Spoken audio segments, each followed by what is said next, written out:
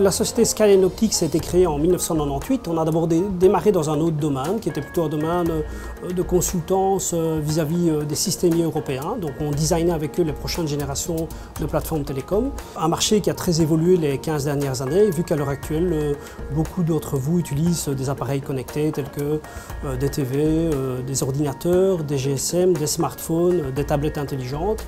Ce qui fait que derrière tout ça, il vous faut de la fibre optique et notre société est réellement spécialisée pour faire les composants qui font le lien entre la fibre optique et le signal qui vont à ces équipements.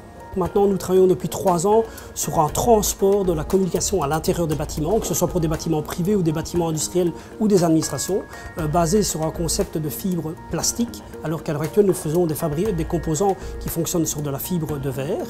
Et donc, dans ce cadre-là, nous avons lancé il y a 2 mois notre programme de Smart Home sur le marché. Ici, sur le site, nous employons 15 personnes à frères, dont 5 personnes sur la ligne de production ici, avec un laboratoire R&D à l'étage.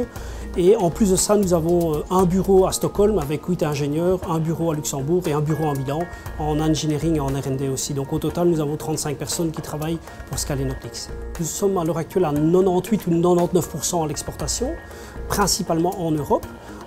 Nos pays cibles depuis 10 ans ont été les pays nordiques. L'Espagne, le Portugal et la France sont des pays cibles, mais principalement dans les pays de l'Est, nous avons des pays comme la Turquie, la Pologne, l'Ukraine et les pays appartenant au groupe russe, le CIS. Nous avons depuis 4 ans aussi lancé une filiale au Brésil.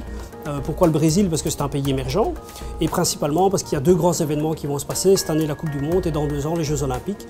On a mis en place une ligne de production pour produire nos composants au Brésil.